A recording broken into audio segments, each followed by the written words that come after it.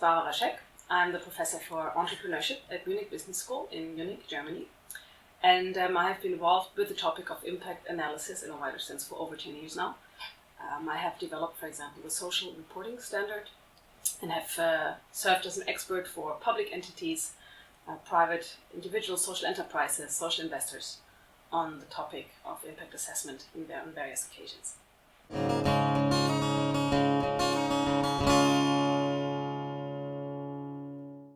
Well, impact assessment is seen by many as very burdensome, very boring, taking away resources from the actual work. But on a personal level, I think this is what gets social innovators out of bed every morning, right? Knowing that they really make a difference with the work that they're doing. So there should be a genuine, authentic interest in assessing if you've really made a difference. Then on a wider level, one could think of proving and improving what one is doing. So proving towards external stakeholders, public entities, volunteers, clients, that what you're doing is having an effect, and improving, making the organization achieve their objectives in a better way, being more effective in solving social problems. And then on a very abstract meta-societal level, impact assessment would make the entire sector more transparent, more effective, and hopefully have more capital available for social enterprises and social investors because of that transparency.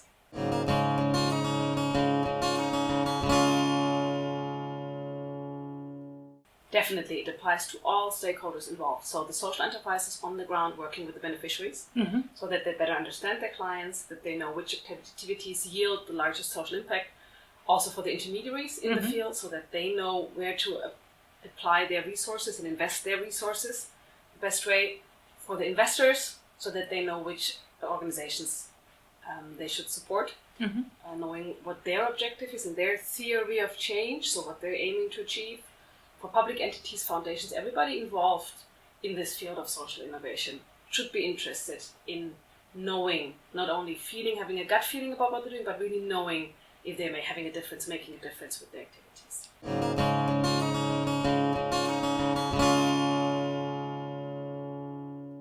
Very often, social innovators start defining a theory of change from the point of what they're already doing, what they do best, and the activities that they're doing. Rather, it would make sense to start from the problem. So what is the societal issue that they're trying to solve? What's the context? How many people are affected by it? What are the root causes? And then define what they're doing. So starting from the problem and not from oneself and the activities, I think, is the most common mistakes in defining a theory of change.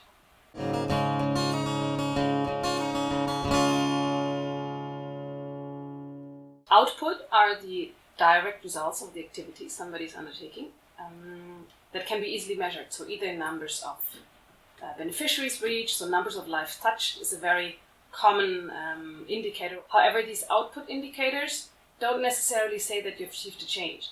Just because you have reached 1,000 children does not mean that you've made a difference in their life. So output can be measured by every organization, but doesn't say anything about the effectiveness of the activities and if you've really made a difference. So it is really crucial that you measure on an outcome level. So what changes have occurred in the lives of the people you're doing this for, and also beyond outcome, maybe on an impact level. What changes have occurred beyond that primary target group. And it doesn't necessarily have to be in a quantitative or monetarized way. It can be qualitative, starting with observations, anecdotes. But leaving that field of outcome blank means that you're not saying anything about your social impact.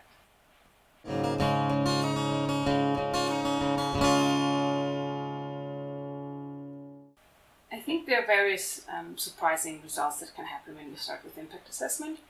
The first one is kind of an awakening moment for the team.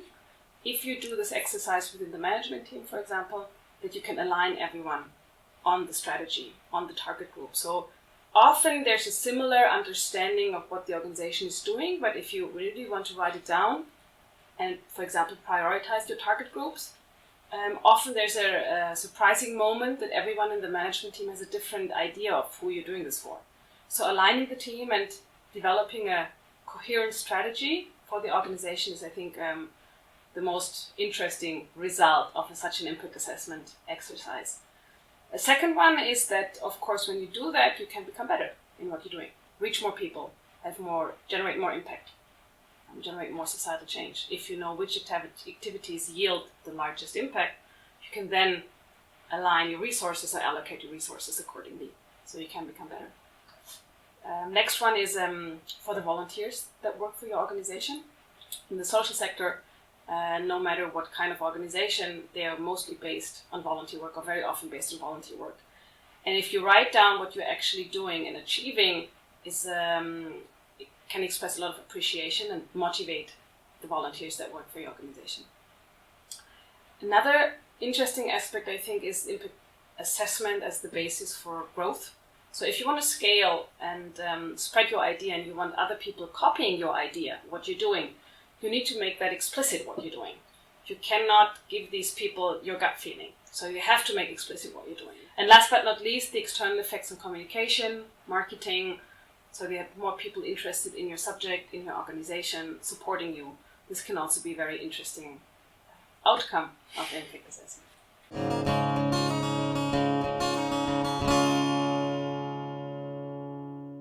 Well, I can elaborate a little bit on examples from Europe, maybe from different areas. There's one organization in Germany, an NGO. It's called Children for a Better World, and they have started very early in writing down their theory of change and publishing impact reports. And they have received huge response by the public. They have won prizes for transparency, for their efforts in making this impact analysis transparent and public. So this is a very nice example of how you can gain public support by engaging in these practices. Then there's Atempo, which is a social enterprise from Austria. They have a very complex theory of change. And for them, it really served the purpose of transporting their message and what they're doing to the outside world. So really making the public and interested readers understand what they're doing, because it's very complex what they're doing. Then there's an organization called Digitale Helden, Digital Heroes, in Germany, and they work or address the issue of internet safety for young people. And they really had these surprising moments of, wow, this is really helping shape our strategy, what we're doing here. Not so much for the outside world, they have a nice report, but helping themselves becoming better, more effective in what they're doing, and developing a more powerful strategy is what they used impact assessment for. And last but not least, on an investor level, more and more funds rely on impact assessment for obtaining capital from private individuals, but also from public funders. So they require impact analysis before they make the commitment of investing. And I think it's going to the right direction. But impact assessment is becoming more and more prerequisite for external investments, but also for strategy decisions.